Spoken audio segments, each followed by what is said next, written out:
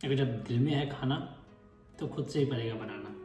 Hello जी, नमस्कार, मैं हूं अंकित और आज हम बनाएंगे लखनऊ का खोया हुआ खजाना स्ट्यू, जिसमें ना ही ज़्यादा झंझट और ना ही ज़्यादा मसाले, लेकिन स्वाद निःशब्द करने वाले। और इसको हम बनाएंगे चिकन के साथ में। भले ही इस डिश में मसाले कम हैं, लेकिन हर एक चीज़ का एक अपना मुकाम है और यही इस डिश की खूबसूरती। हर काम इत्मीनान से होता है। प्याज काटते समय इस बात का ध्यान रखें कि प्याज जितना पतला हो सके उतना पतला काटें। और मैंने यहाँ पे 1 केजी चिकन में टोटल 4 मीडियम साइज़ के प्याज लिए हैं और आप अपने हिसाब से प्याज ले सकते हैं, क्योंकि सारा मैजिक यहाँ पे प्याज का ही है। और मेरे रोने पे मत जाइए, तो हमारा और प्याज का रिश्ता बहुत ख़राब है, इसलिए ऐसा है। ये हो गई हमारी प्याज तैयार। अब हम कर लेंगे अपने चिकन को मैरिनेट, जिसमें मैं डाल रहा हूँ 250 ग्राम दही। इसके साथ में हम डाल रहे हैं कुटी हुई काली मिर्च और थोड़े से सॉल्ट। बेसिकली जो स्ट्यू का पूरा कॉन्सेप्ट है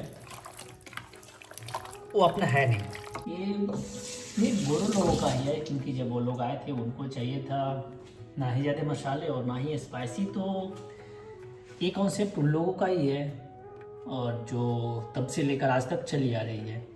बहुत सारे लोग कहते हैं ये मुग़ल समय से है या फिर वो उससे भी पुराने हैं, तो नहीं, ऐसा नहीं है। ये जब गोरे लोग आए थे, यूरोपियन लोग जब हमारे पे यहाँ आए थे, तो उन लोग रेगुलरली खाते हैं, तो ये कॉन्सेप्ट उन लोगों का ही है। तो सब जगह पे उन लोग जहाँ जहाँ पे गए वो लोग अलग अलग तरीके से उन लोगों ने स्ट्यू को रिप्रेजेंट किया। तो अगर साउथ इंडियन की बात करें, केरल में गए तो लोग कोकोनट यूज़ किए जो स्पाइसीनेस को काटता है। और जब कोलकाता में गए तो कोलकाता में उन लोगों ने कोकोनट और पानी का इस्तेमाल किया, कि वहाँ पे कोकोनट कम होते हैं। और जब हमारे लखनऊ में आए, जो इस साइड में है, तो यहाँ पे हमारे यहाँ कोकोनट तो बेसिकली होते नहीं है, लेकिन जब कोकोनट नहीं है तो हम लोग यहाँ पे उन लोगों ने दही का इस्तेमाल करना शुरू किया। और दही जो होता है स्पाइसीनेस को काटता है, जो और क्रीमी बनाता है।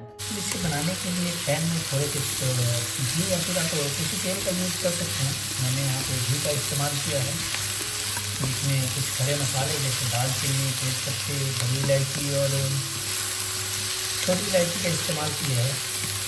जब खड़े मसाले भून जाएँ उसके बाद में आप जो प्याज पतले पतले प्याज काट के रखे हुए हैं उसको डाल देंगे और थोड़े से नमक डालेंगे, जिससे प्याज हमारे अच्छे से पकने लगे। तो बेसिकली हम जब प्याज को पकाएंगे तो इस बात का हमें ध्यान रखना है कि प्याज अपने पानी में ही पके। और जब हम मटन स्ट्यू बनाते हैं तो उसमें क्या करते हैं कि जब पानी के छींटे देते हैं, ताकि प्याज, क्योंकि प्याज जले नहीं और ब्राउन ना हो, क्योंकि चिकन 15 मिनट में पक जाते हैं और मटन पकने के लिए 45 मिनट लग जाता है। तो हमें इस बात का ध्यान रखना है। और प्याज को हमें इसलिए उसी के पानी में पकाना है क्योंकि जो प्याज को जैमिनेस होता है, और जब प्याज हमें अच्छे से स्लो फ्लेम पे उसे कुक करते हैं तो उससे एक जैमिनेस आती है। और इस स्ट्यू में सारे मोनोपोली जो है वो प्याज के उसी जैमिनेस का, और उसी में हम चिकन को अपना कुक करेंगे और वही होगा हमारा ग्रेवी का बेस। बेसिकली आप धनिया के जो डंठल होते हैं इसको आप कहीं डालें या ना डालें, लेकिन स्ट्यू में ज़रूर डालें, और ख़ासकर चिकन स्ट्यू में, क्योंकि ये जो डंठल है वो मैजिक कर जाते हैं। अब देख सकते हैं जैसे हमारे अब प्याज गल चुके हैं, इसमें हम डाल लेंगे 2 चम्मच अदरक लहसुन का पेस्ट और इसे भी हम थोड़े पका लेंगे।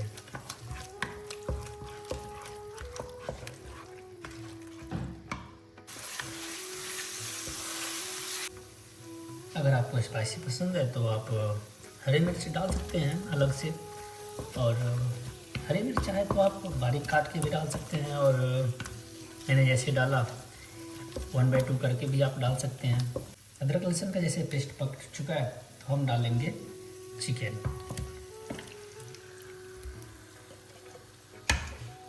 अब चिकन को अच्छे से थोड़ा मिक्स कर लें। दम में कुछ तो पावर होती है, जब हम दम लगाने से पहले जो चीज़ें देखते हैं, हम अपने कढ़ाई में हांडी में कवर करने से पहले जो चीज़ें देखते हैं वो दम के बाद रहती नहीं है। दम में पूरी चीज़ें बदल जाती है, लाइक जैसे हो गया मसाले का मिक्सचर, उसका फ्लेवर्स, टेक्सचर, जो भी चीज़ें हैं सब एक साथ आ जाते हैं। तो अब समय है चिकन को दम दें, और हम भी थोड़ा दम ले लें, क्योंकि चिकन को पकने के लिए या फिर किसी चीज़ को दम देने के लिए खुद में भी दम चाहिए। जब दम पे डाल दिया तो अब कुछ काम है नहीं, तो चलिए थोड़ा रेस्ट कर लेते हैं, 5 मिनट 10 मिनट जो भी है। तो देखिए बेसिकली क्या है, जो आप प्याज को दम देकर पकाए थे, उसका जैमिनेस बनाए थे, वो दही को अच्छे से और चिकन को पकड़ लिया है। देख सकते हैं आप टेक्सचर दोनों एक साथ मिल गए। इसके बाद हम क्या करेंगे, जब स्ट्यू बना रहे हैं तो घी तो बनता है थोड़ा, और दही गई है तो घी और दही दोनों एक दूसरे को बांध के रखेंगे। इसके बाद हम थोड़े से ऐड कर लेंगे अपना दही, मैंने फेंट के रखे हैं दही को। अब इसमें कुछ मसाले हमें डालने हैं नहीं, तो आप ज़्यादा से ज़्यादा डाल सकते हैं थोड़ी सी कुटी हुई काली मिर्च, और एकदम थोड़े से बस एकदम थोड़े से जस्ट लाइक टचन को थोड़े से धनिया के पाउडर बस। और इसको कम से कम हमें अब 15 मिनट तक ऐसे ही पकाना है, तब तक चिकन अच्छे से गल ना जाए। और इस बात का ध्यान रखें कि जब हम किसी ग्रेवी में दही या फिर क्रीम डालते हैं तो उसमें इस बात का हमेशा ख्याल रखें कि वो नीचे से जल्दी पकड़ सकता है, तो हमेशा इसे चलाते रहें।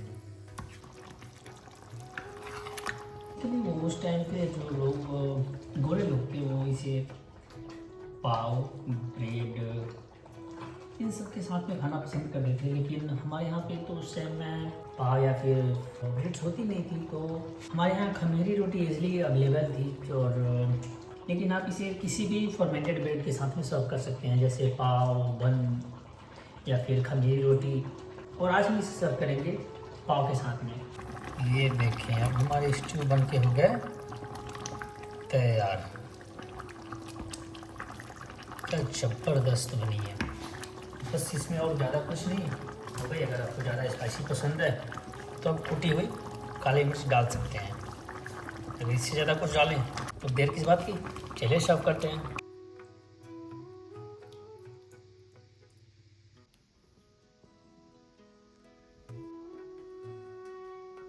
क्या ज़बरदस्त बना यार, मज़ा आ गया। आप क्यों ऐसे देख रहे हो,